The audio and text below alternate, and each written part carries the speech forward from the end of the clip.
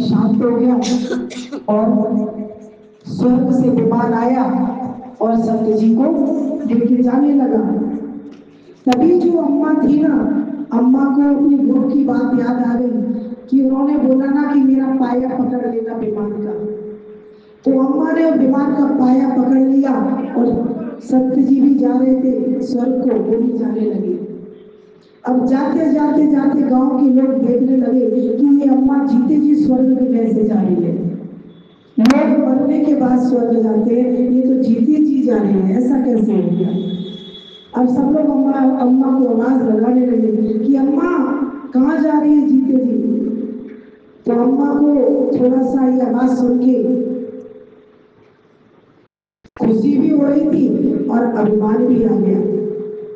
बोले हैं मैं ऐसे ही नहीं जा रही हूँ जीते जी स्वर्ग, मैंने संत जी को इतना भरभर मक्खन खिलाया था। भरभर मक्खन, जैसे ही उसने भरभर मक्खन का हाथ छोड़ दिए और अम्मा नीचे कहाँ जाएगी, टपक गई नीचे।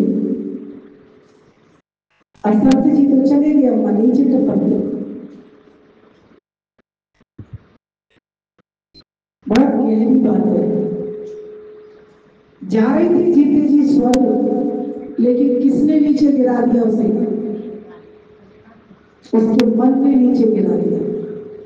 ये मन ने कहा कि तूने संत की सेवा की, तूने संत को मक्खन खिलाया, तभी तो मैं सीधे जी स्वर्ग जा रही हूँ। अगर गुरु की सेवा उसने की तो अभिमान और इस मन की चंचलता ने उसे गुरु से दूर कर दिया। जीवन में भी तुम भी, इसका सिद्धांत बहुत अच्छा लगा कि तुम भगवान की सेवा करते हो, गुरु की सेवा करते हो, लेकिन बाद में क्या कहते हो? मैंने इतनी सेवा की, मैं रोज ठाकुर जी के वस्त्र बदलता हूँ, मैं रोज ठाकुर जी की सेवा करती हूँ। ठाकुर जी तुम्हारी सेवा करती है या तुम ठाकुर जी की सेवा करती हो? हेलो, क्या बोलते हो? ठाकुर जी की कोई सेवा कर सकता है क्या? आज भी सुबह बाबा से बात हो रही थी, हमने ऐसे ही कह दिया किसी बाबा से कि बाबा जी आपका परिवार कहाँ है? तो बोले मेरा परिवार तो ये मंदिर है। मैंने कहा अच्छा, मैंने आपका सांसारिक परिवार कहाँ है? तो बोले वो तो दूर है। विवेक जागृत होता है ना, तो मनुष्य कभी भी संसारी बातों में प्रवृत्त नहीं होता। अच्छा लगा उन बाबा जी का आंसर सुन के कि मेरा असली परिवार तो मेरे परमात्मा का परिवार है ना, ये सांसारिक परिवार मेरा परिवार दिखावे का परिवार है। सांसारिक परिवार तो कभी भी छूट सकता है ना। आज पत्नी है, आज है, कल चली जाएगी। आज पति दिख रहा है लंबा चौड़ा, 1 मिनट में जा सकता है टाटा बाय बाय करके। आपके बच्चे हैं, वो भी कभी भी जा सकते हैं, लेकिन परमात्मा कभी किसी को छोड़ के नहीं जाता। तो सच्चा परिवार कौन सा हमारा? परमात्मा का परिवार। अम्मा ने माखन खिलाया तो संत पे एहसान किया था कि संत ने तो नहीं बोला था तू माखन खिला।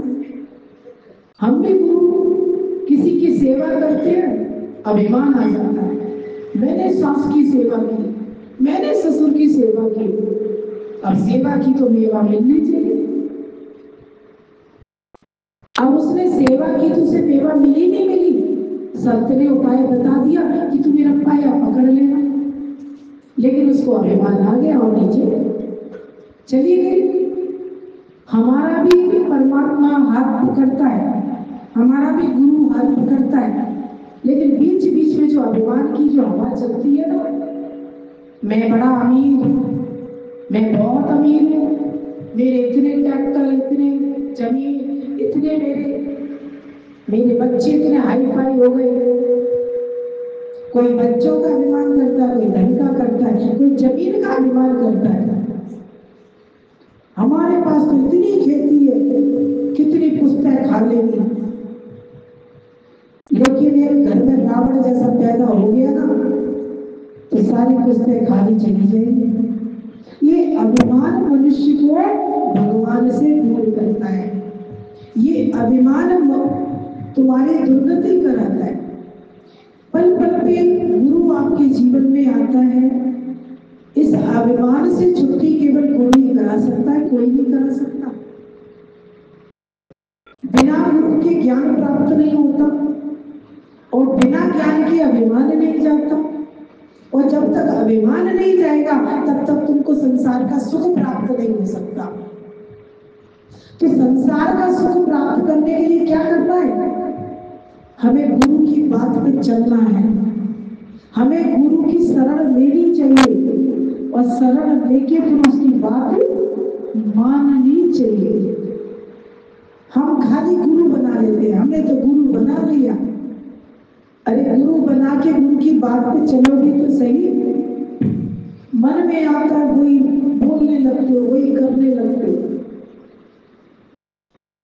तू तो पूर्ण ब्रह्म था अगर चाह ना होती बीच, तू तो पूर्ण ब्रह्म था। हर मनुष्य में ब्रह्म समाया पड़ा है। तुझ में राम, मुझ में राम, सब में राम समाया है। कर्मों सबसे प्यार जगत में कोई नहीं पराया है। तुझ में राम, मुझ में राम। फिर लड़ाई किसकी करते हो? फिर बुरा किसका मानते हो? आज हमारे गुरु जी ने इतना सच्चा ज्ञान संसार में हर कोने कोने में फैला दिया कि इस संसार के हर कण कण में भगवान बसा पड़ा है। अगर आप एक बूंद खून की टपकाते हो ना, उस खून में जब तक भगवान का अंश होता है तब तक खून नाड़ियों में बहता रहता है। और जैसे ही शरीर से खून अलग हो जाता है तो वो बहता है, जमता है, तुरंत जम जाता है।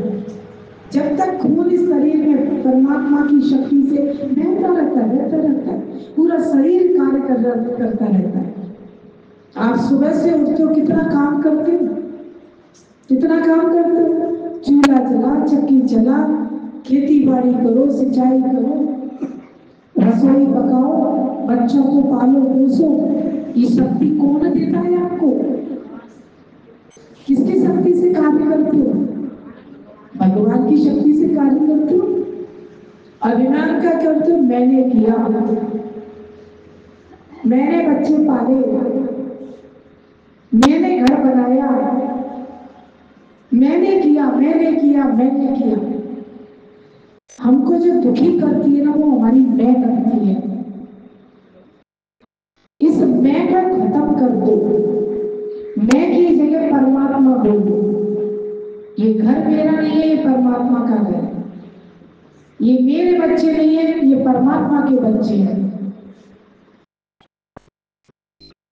मेरा पति नहीं है, ये परमात्मा ने मुझे गिफ्ट में दिया है, परमात्मा ने मुझे दिया है मेरे को। इस संसार के कर्म पूरा करने के लिए परमात्मा तुम्हें पति के रूप में पति देता है, बच्चों के रूप में बच्चा देता है। जो तुमने बीज बो लिए है ना कर्म के, वो कर्म के बीज तुम्हें काटने भी तो है। संसार में क्यों आए हो? मौज मस्ती करने नहीं आए हो। बताओ क्यों आए हो? कर्म जो कर लिए हैं वो कर्म काटने आए हो। एक कैदी जेल में कब जाता है? कैद में जेल में कब बंद होता है कैदी?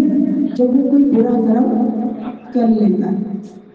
और जब तक वो बुरा कर्म नहीं करता तो संसार में मौज मस्ती से जीता रहता है। तुम भी संसार के जेल में क्यों आए हो? क्योंकि तुमने परमात्मा से अलग हटके कोई मौज मस्ती, कोई बुरा कर्म किया। कोई बात नहीं है, ये मनुष्य आया है, लेकिन परमात्मा ने तुम पे बहुत कृपा की है। तुमको खाने को दिया, सोने को दिया, रहने को दिया, हर सुख सुविधा दी तुम्हें भगवान ने। आज जीव जंतुओं को कोई घर बना के दिया है क्या भगवान ने? बताइए। पक्षियों का कोई घर देखा है आपने? बेचारे बनाते हैं तिनका तिनका जोड़ जोड़ के। चिड़िया कैसे घर बनाती है अपना, सांप कैसे अपना गुल तैयार करता है। आपको सब कुछ बना हुआ मिला कि नहीं मिला? बच्चा जब आंख खोलता है तो किसकी गोद में खोलता है? माँ की गोद में खोलता है। उसे किसी छत की चिंता नहीं करनी, उसे कुछ खाने की चिंता नहीं, सब कुछ उसको बना हुआ मिलता ही नहीं मिलता। और एक पक्षी के बच्चे को क्या मिलता है, एक जानवर के बच्चे को क्या मिलता है? सब कुछ उन्हें बटोरना पड़ता है, जुटाना पड़ता है। तो शुक्राने करो कि तुम्हें भगवान ने मनुष्य जन्म दिया है। फिर भी रोते रहते, भगवान तूने ये नहीं दिया, भगवान तूने बहुत दुख दे दिए, भगवान मैंने क्या बिगाड़ा कि तूने मेरा बेटा ले लिया, मेरा पति ले लिया। भगवान ने ले लिया कि तुम्हारा कर्म पूरे हो गए उससे। आपका जिससे लेन देन पूरा हो जाता है उससे राम राम कर लेते हो नहीं कर लेते हो? बताओ, अगर कोई आपका 1 लाख रुपया ले जाए उधार, उधार लेके आप उसका पीछा करते हो, पीछा छोड़ देते हो, रोज उसका चक्कर लगाना शुरू कर देते हो। तुम्हारा पैसा ले लिया, अब तुम्हें डर लग रहा है कि देगा कि नहीं देगा, देगा नहीं देगा, कहीं बेईमानी तो नहीं कर लेगा, ये कहीं लेके भाग तो नहीं जाएगा। तो उसके चक्कर कौन लगाता है? देने वाला चक्कर लगाता है।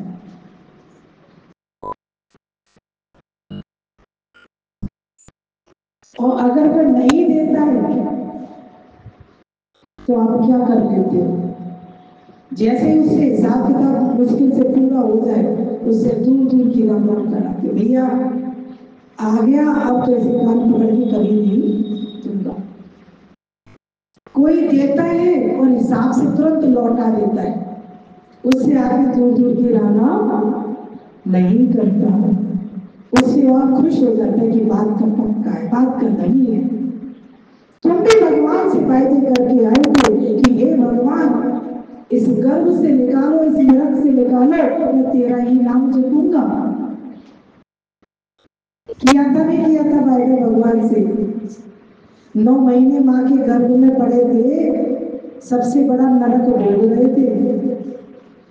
9 महीने का जो नरक होता है ना, वो हर प्राणी को भोगना पड़ता है। लेकिन कृपा ऐसी होती है कि वो नरक में भगवान सब बोलता है। आपके पेट में जब बच्चा पल रहा होता है तो क्या भगवान बच्चा अकेला होता है कि परमात्मा होता है उसके नजदीक? परमात्मा होता है, नहीं होता। लेकिन बाहर आते ही मनुष्य अहंकार में इतना अहंकार करता है, इतना अहंकार करता है, तो लोग सब कुछ अपना मेरा मेरा बनाने लगता है। और जैसे ही मेरा करता है वैसे ही भगवान साथ छोड़ के चला जाता है कि अब तो तू समझदार हो गया, अब तू बच्चा नहीं रहा, अब तू मेरा मेरा करना सीख गया। कहते हो ये मेरी जमीन नहीं है, मेरे भगवान की जमीन है। हर व्यक्ति ये कहता है मेरा घर मेरी जमीन। कभी पति पे अभिमान करते हो, कभी जब अभिमान खत्म ही नहीं होता। तो सत्संग हमारे जीवन में क्यों जरूरी है? जिससे हमारा अभिमान धीरे धीरे खत्म होने लगता है। ये अभिमान से ही हमारी दुर्गति होती है। तो सत्संग हमारे जीवन में बहुत जरूरी है। ये सत्संग जितनी जल्दी मिल जाए ना, उतना ही परमात्मा से तुम धन्यवाद कह देना। आज हमारे दादा भगवान का ये हीरा जैसा बिन पाई पैसे के सत्संग मिलता है। संसार में दुकानें तो बहुत लगी पड़ी है सत्संग के नाम पर। कोई 1 लाख लेता है तो कोई 5 लाख लेता है, कोई 2 लाख लेता है। लेकिन आज हमारा सत्संग फ्री ऑफ कॉस्ट होता है। हमारे दादा ने कोई पैसे की ज्ञान की फीस नहीं ली है। जैसे परमात्मा ने हर चीज फ्री में दी है, ऐसे ज्ञान भी तुम्हें फ्री में मिलेगा। ये आज हमारे दादा भगवान की मेहनत है। गीता भगवान ने शुक्राने निकलते हैं अपने गुरु भगवान के बहुत लग लग कि जिन्होंने हमें कुछ फीस भी नहीं दी और हमें ये फ्री में फोकट में इतना बड़ा आत्म ज्ञान दे दिया। हाँ, गुरु, सच्चा गुरु फीस लेता है, कौन सी? तुम्हारी श्रद्धा भक्ति लेता है। तुम श्रद्धा रखो, भक्ति से उसे, भाव से उसे पुकारो।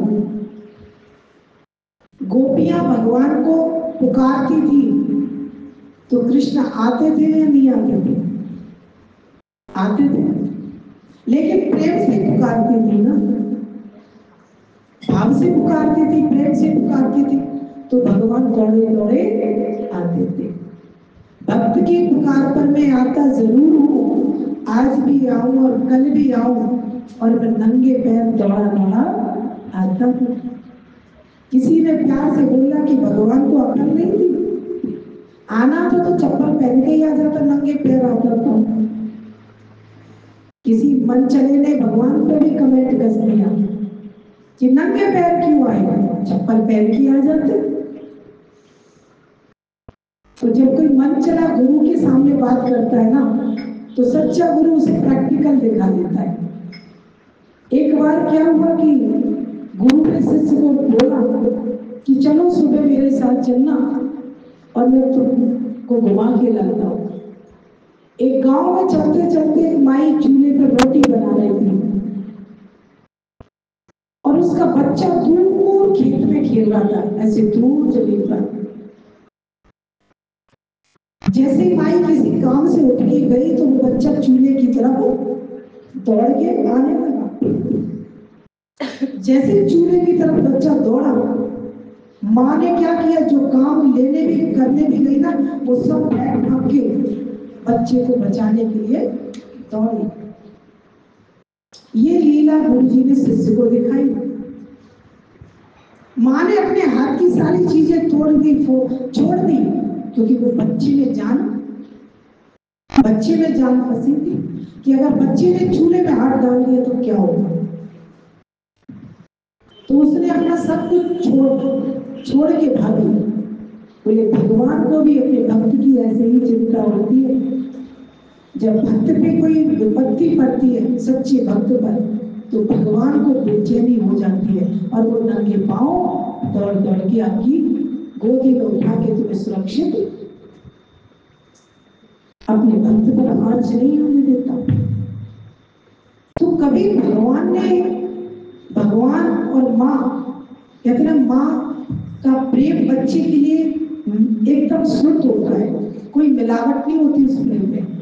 ऐसे भक्त और भगवान का प्रेम शुद्ध होता है, उसमें कोई मिलावट नहीं होती, कोई गुंजाइश नहीं होती है। तो भगवान से प्रेम कैसा करो? शुद्ध करो प्रेम। हे भगवान मेरा काम पूरा कर दो ना, भगवान से कुछ मांगना नहीं। अगर भगवान के पास जाके खड़े होने का मौका भी मिल जाएगा तो भगवान से भगवान को मांग लेना, भगवान से भगवान को मांग लेना कि अब खेल बहुत कर लिया, अब तुम कब मिलोगे ये बताओ। तभी तो तुम्हारा प्रेम वो समझ पाएंगे और उनसे मिलने का मौका भी मिलता है ना। तो उनसे क्या मांग रहे थे? हे भगवान बेटी को दामाद दे दे, छोरे को बहू दे दे, बेटी को जॉब दे दे, पति की शराब छूट जाए, बहू को बच्चा हो जाए। क्या क्या मांगते हो संसार में, तो बताओ। मांगते हो नहीं मांगते हो? अच्छा कौन कौन नहीं मांगता, हाथ ऊपर करो भगवान से। देखो सबई मांगते। देखो कितनी अच्छी बात बोली, सब भगवान से मांगते हैं। लेकिन जो ज्ञान आ जाता है ना, जब बुद्धि आ जाती है, तो हम भगवान से भी कुछ मांगते नहीं है, भगवान से प्रेम करते हैं कि जो भी नहीं, तू कुछ देना भी चाहे ना तो भी मत देना प्रभु, क्योंकि मैं तुझसे प्यार करती हूँ। भगवान की बनाई सृष्टि चाहिए या भगवान चाहिए?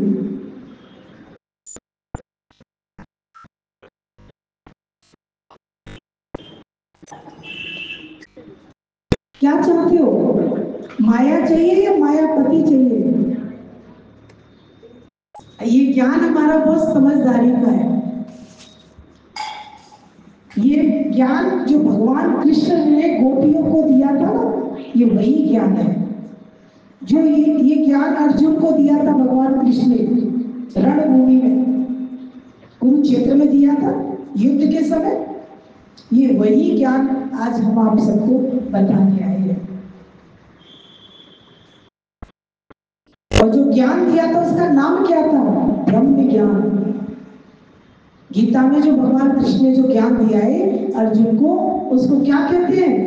ब्रह्म ज्ञान। ब्रह्म ज्ञान मतलब ब्रह्म का ज्ञान। ब्रह्म कहाँ है? कण कण में ब्रह्म समाया पड़ा है। कण कण में बसे भगवान, पहचान सके तो पहचान। तो ये ज्ञान हमें जब मिल जाता है तो हमारा मांगना छूट जाता है। जैसे भगवान आपसे कुछ नहीं चाहता, ऐसे तुम भगवान से भी कुछ चाहो नहीं। भगवान आपसे ये कहता है कि तुम नहीं मांगोगे तब भी मैं तुम्हें दूंगा, क्योंकि तुम मेरे बच्चे हो। एक माँ से बच्चा मांगता है तब देती है क्या? खुद नहीं खाएगी, पहले बच्चे को खिलाएगी। सुबह उठती है तो पहले अपने बच्चे का चेहरा देखती है, हंस रहा है कि रो रहा है। और रो रहा होता है तो कितनी जल्दी गले लगा लेती है। तो भगवान के बच्चे हो, तुम रोते हो तो भगवान को अच्छा नहीं लगता। सुबह उठो, मुस्कुराओ, खिलाओ और सबको प्यार करो। सारी बैरी दुश्मनी खत्म कर देना। किसी से लड़ाई हो गई है, आज सत्संग, ये सत्संग हमारा लड़ाई खत्म करा देता है। किसी से भी लड़के नहीं रहो संसार में। इस संसार में रहना है तो प्रेम से रहो। चार भाई होते हैं, उन भाइयों में दुश्मनी बन जाती है। दौरानी जिठानी प्रेम से नहीं रहती है। सगी बहनों में भी लड़ाइयां होती रहती हैं। छोटी बहन की शादी बाद में होती है, बड़ी की पहले हो जाती है। अब बड़ी की पहले हो गई, छोटी की बाद में हुई। अब बड़ी वाली क्या कह रही, छोटी को इतना दे दिया, मुझे तो नहीं दे दिया। ये बुद्धि नहीं है कि तू बड़ी भी तू है। हर 10 साल में 5 साल में बहुत अंतर आ जाता है, महंगाई बढ़ जाती है। इन छोटी छोटी बातों पे हम रिश्ते खराब कर लेते हैं और आपस में बैर द्वेष पाल लेते हैं। ये ज्ञान आ जाएगा ना तो लड़ाई बैर द्वेष खत्म हो जाएगी। मेरे प्रारब्ध का मुझे मिलेगा और उसके प्रारब्ध का उसे मिलेगा। भाग्य का सबको मिलता है, नहीं मिलता, लेकिन मनुष्य अपना मन खराब करता रहता है। एक पिता सबको देना चाहता है, लेकिन भाई भाई में दुश्मनी बन जाती है। एक भाई आगे निकल गया, दूसरा भाई पीछे रह गया। इसी पे लेके उसको, वो अमीर बन गया, मैं गरीब रह गया। सब कर्म का लेखा जोखा है, क्या करूं। वही बचपन में कृष्ण सुदामा संग संग खेले थे, और वही कृष्ण सुदामा, कृष्ण कहाँ चले गए, वो सुदामा कहाँ रह गए। बाकी का लेखा जोखा है ना। कोई ना कोई कर्म ऐसा हो जाता है हमसे जो हम पीछे रह जाते हैं, कोई आगे बढ़ जाता है। लेकिन संसार की चीजों के लिए मन में खराबी मत लाओ। कोई अमीर है तो वो भी तो मेरा ही, प्रेम से उसे अपना मानो ना। आज संसार में कोई कैसा भी है, सबको अपना मानो। कोई अमीर है तो भी मैं, मेरा ही तो भाई है, मेरी तो बहन है, मेरी तो दौरानी है, मेरी तो जिठानी है। ये प्रेम संसार वाले भड़का देते हैं। देखा फलानी कितनी आगे निकल गई, देखा थे। कभी कभी तुम प्रेम से जीना भी चाहते हो ना, तो संसार वाले आपस में तुम्हारी क्या करा देते हैं, लड़ाई करा देते हैं। लेकिन लड़ाई इंसान करता कब, जब ज्ञान नहीं होता, जब समझ नहीं होती है। तो ये सत्संग हमारा ज्ञान से समझदार बना देता है। आपस की लड़ाई मत करो। किसी से लड़ाई हो भी गई है तो आज से खत्म कर देना, क्योंकि भगवान की सृष्टि में प्रेम से रहने आए हो, लड़ाई करने नहीं आए। एक पिता दो बच्चों को बराबर प्यार करता है, माँ प्यार करती है, लेकिन पता नहीं दो बच्चों में भेदभाव आ जाते हैं। माँ उसको ज्यादा प्यार करती है, पापा उसको ज्यादा प्यार करते हैं। ये भेदभाव अपने आप पनप जाता है, इसे कोई अंदर से बाहर से डालता नहीं है। अभी आप इस मंदिर को रोज साफ करते हो नहीं करते? साफ करने के लिए झाड़ू लगानी पड़ती है, लेकिन गंदगी आने के लिए आप गंदगी हाथ से डालते नहीं। लाओ मंदिर में थोड़ी धूल मिट्टी डाल दें, कल साफ कर लेंगे। धूल मिट्टी अपने आप आ जाती है, डालनी नहीं पड़ती है। लेकिन सफाई अपने आप नहीं होती है, करनी पड़ती है, करनी पड़ती है। ऐसे ही संसार में प्रेम करना पड़ेगा, लड़ाई तो अपने आप हो ही पड़ी है। सब में झगड़े बने पड़े हैं, लेकिन सत्संग से, ज्ञान से झगड़े खत्म करें। ये 5 उंगली है ना, अलग अलग, लेकिन जुड़ी हथेली से है। आप भी अलग अलग हो, लेकिन परमात्मा से जुड़े रहो। परमात्मा के संतान हो, परमात्मा से मिलकर चलो। परमात्मा तुम्हें आशीर्वाद देगा, लेकिन कर्म अच्छे करो तब। गुरु से सब आशीर्वाद प्राप्त करना चाहते हैं, लेकिन कर्म अच्छे नहीं करते हो। बड़े माता पिता से आशीर्वाद चाहते हैं, लेकिन अच्छे कर्म तो करो माँ बाप का। भाई अच्छे कर्म करते तभी आशीर्वाद प्राप्त होता है। बुरे कर्म से आशीर्वाद कैसे मिलेगा? कई बार आप संतों के पास जाते हो, अरे बाबा हाथ रख दो, अरे संत जी हाथ रख दो, हाथ रख दो। तो जबरदस्ती हाथ लगाने से, रखने से आशीर्वाद प्राप्त नहीं होता। ऐसी करनी कर तू प्यारे, जो जग रोए और तू हंसे। कुछ ऐसी करनी कर तू प्यारे, ये जन्म न तुझको बारंबार मिले। कुछ ऐसी करनी कर प्यारे, तुझे जन्म न बारंबार मिले।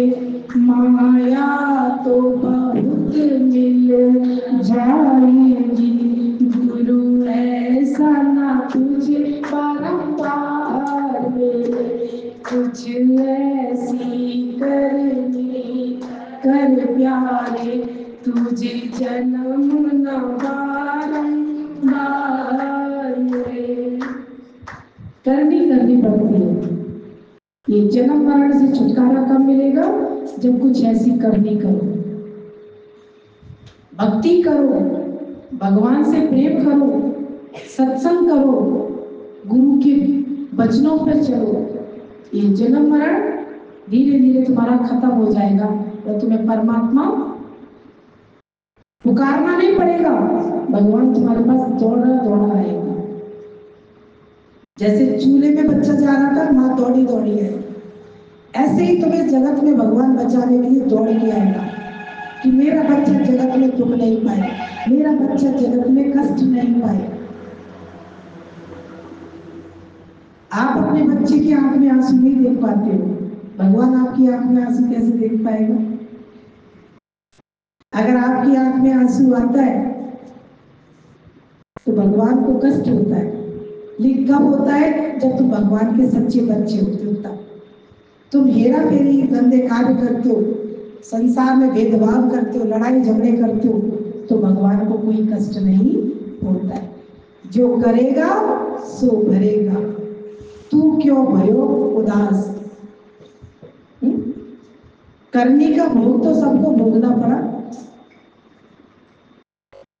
पांडवों ने अच्छे कर्म किए जो कृष्ण मिला, और दुर्योधन ने बुरे कर्म किए जो उसे कृष्ण नहीं मिला। अवसर तो दोनों को ही मिले थे ना कृष्ण को पाने के, लेकिन पांडवों ने कृष्ण को क्यों चुना? क्योंकि सद्बुद्धि थी, और दुर्योधन को दुर्बुद्धि थी, तो जिसलिए उसने कृष्ण की सेना को चुना। तुम भी माया संसार को पाना चाहते हो या परमात्मा को पाना चाहते हो? सभी को संसार अच्छा लगता है। जितनी भी जमीन है, जितने भी संसार के सुख है, ये सबको छोड़ के जाने हैं। मत करो किसी से भी ज्यादा इतना प्यार कि संसार छोड़ने में भी तुम्हें दुख लगे।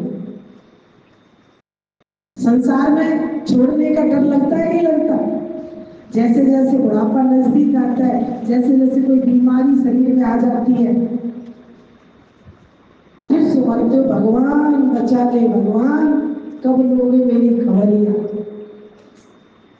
तो जाना भगवान के पास है, आए थे भगवान के पास से, तो बीच में जगत से ज्यादा रिश्ता क्यों जोड़ लिया है?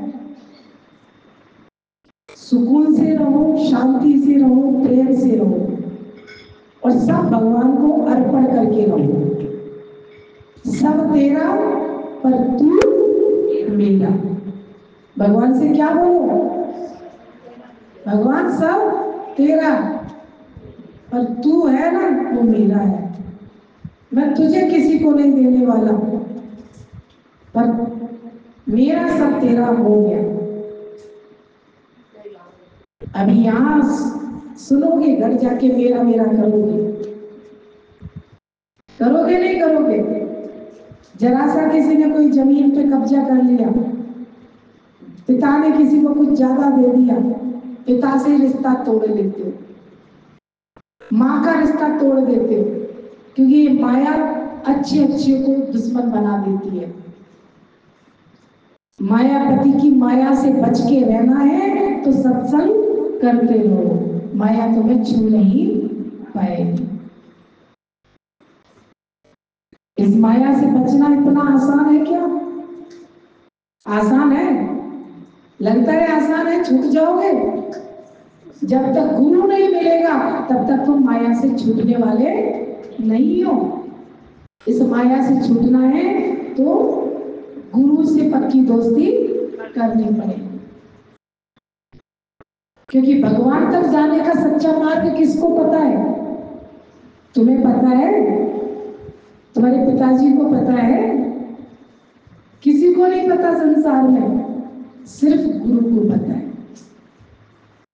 किसको पता है? भगवान तक जाने का रास्ता। भगवान भी नहीं बताएंगे आपको मेरे मुझ तक आने का रास्ता, क्योंकि भगवान तक पहुंचने का रास्ता भगवान ने किसको बताया है? गुरु को बताया कि कोई मुझ तक आएगा तो पहले तुम तक आएगा, तभी मुझ तक आएगा, और जो तुम तक नहीं आया वो मुझ तक कभी नहीं आएगा। बात समझ में आ रही है, नहीं आ रही है? आ रही है मेरी भाषा समझ में? आप सुन रहे हैं? अच्छा लग रहा है? अच्छा लग रहा है, नहीं लग रहा? ये अज्ञान की नींद से जगाने के लिए भगवान आपको आता है। अच्छा लग रहा था, उस दिन वॉक करते करते इधर आ गए, और कैसे ये भगवान ने पुकार लिया।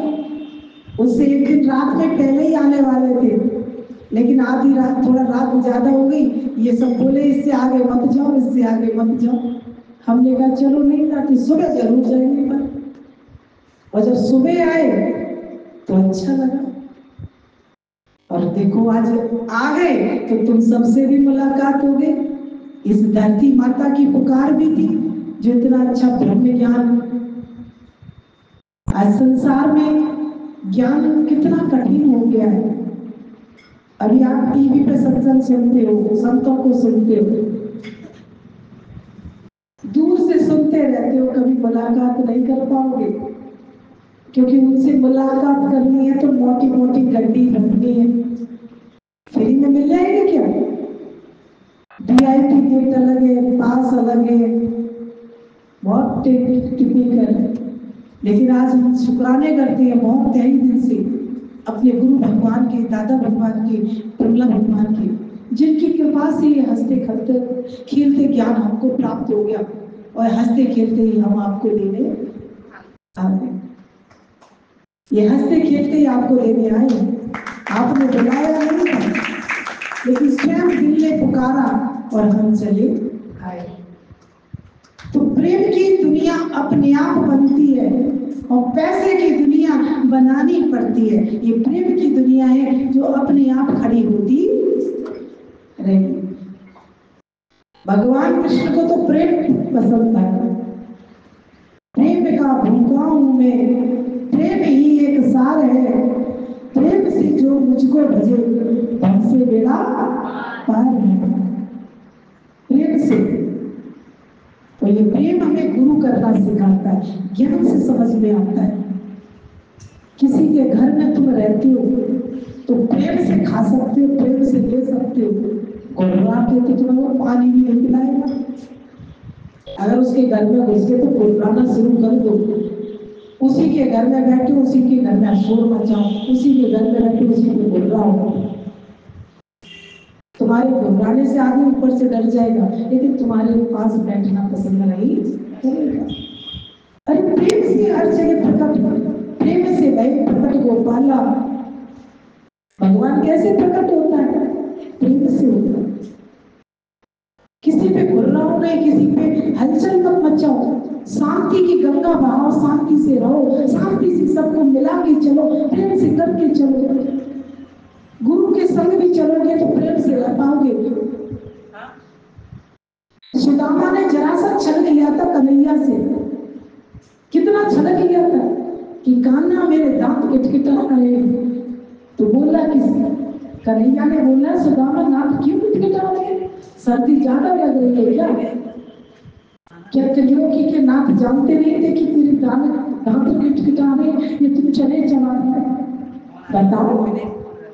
जान रहे थे कि चोरी कर रहा है, खा रहा है, लेकिन फिर भी अपने दोस्त को कहीं ये शर्मिंदा ना हो जाए कि मेरी चोरी पकड़ ली कन्हैया ने, तो कैसे उन्होंने भी छुपाया और उन्होंने भी छुपा लिया। कैसे बोला कि हाँ कन्हैया सर्दी ज्यादा लग रही है ना, इसलिए दांत किटकिटा रहा हूं।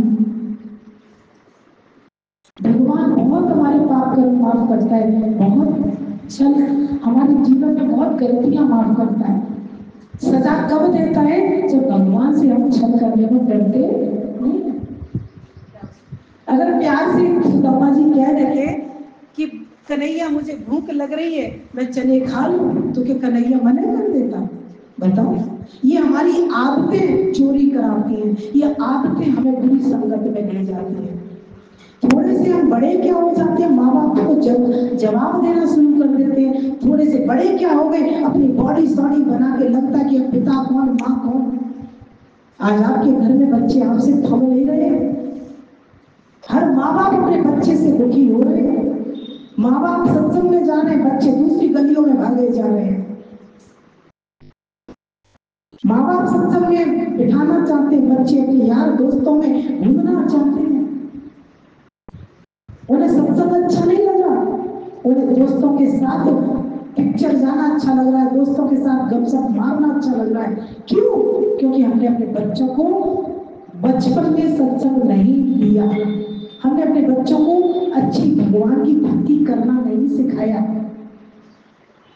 कितनी माताएं होती हैं जो प्रहलाद जैसी भक्ति करना सिखाती हैं अपने बच्चों को। कितनी माताएं ऐसी होती हैं जो बच्चों को सत्संग में बिठाती हैं। आज आप माताएं बैठी हैं, आपके घरों में जवान लड़कियां नहीं होंगी, जवान बच्चे नहीं होंगे, बेटे होंगे, लेकिन आप नहीं चाहती हो कि बच्चे हमारे जवान सत्संग में बैठे। आज मैं सभी माताओं से ये कहती हूँ, जिन घरों में 15 साल से बड़े बच्चे, 10 साल से बड़े बच्चे, उनको सत्संग में जरूर बिठाया करो।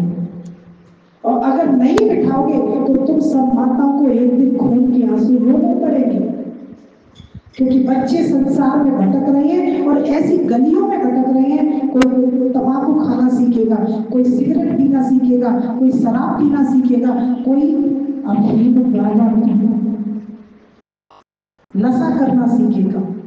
और कोई नहीं करेगा बाहर का नशा तो उसे पैसों का नशा चढ़ जाएगा जो सब पे भारी पड़ेगा। जब पैसों का बच्चों पे नशा चढ़ता है ना तो माँ बापों को घर से निकाल के वृद्धाश्रम पहुंचा देते हैं। जब बहुओं को अच्छा घर परिवार मिल जाता है, बनाया सब बड़े बुजुर्गों ने, और बहू आजकल की कहती है कि तुमने अब तो पढ़े लिखे आ गए, गंवार सांस मिल गई, अब इसकी क्यों सुने हो? तो ये दुखी नहीं होना चाहते हो, दुख नहीं आए तुम्हारे जीवन में, उससे पहले आप सत्संग में अपने बच्चों को बिठाओ, सत्संग में बच्चों को लाना शुरू करो।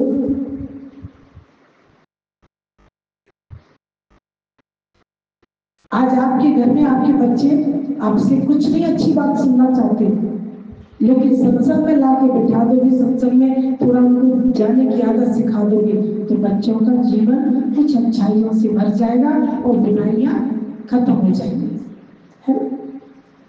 तो कृपा करो अपने बच्चों पर। अपने सत्संग बड़े भाग्य से प्राप्त होता है, पुण्य से प्राप्त होता है, और एक भगवान राम ने भी अपने गुरु से शिक्षा ली थी, नहीं थी, नहीं ली थी। भगवान राम को क्या जरूरत थी अपने गुरु के पास जाने की, लेकिन उन्होंने संसार को दिखाया कि बिना गुरु के ज्ञान प्राप्त नहीं होता है। तुम्हारे बच्चे किसी गुरु के पास नहीं जाते, इसीलिए वो संसारी बन जाते हैं और तुम्हारे को ही कष्ट देना शुरू कर देते हैं। तो कष्टों से बचना चाहते हो, कष्ट आने चाहिए आपके जीवन में, कष्ट आना बचना है कि कष्टों से बचना है कि कष्ट आ जाए, सब बचने का उपाय चलते हैं। तो सत्संग में अपने बच्चों को, बहुओं को, बेटों को जरूर बिठाओ।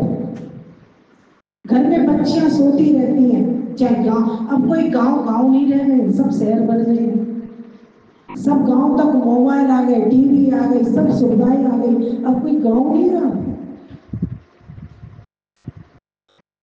तो सब बच्चे सब जानते हैं, मोबाइल चलाते हैं, घर बैठे बैठे पूरी दुनिया की जानकारी रख लेते हैं बच्चे आपकी।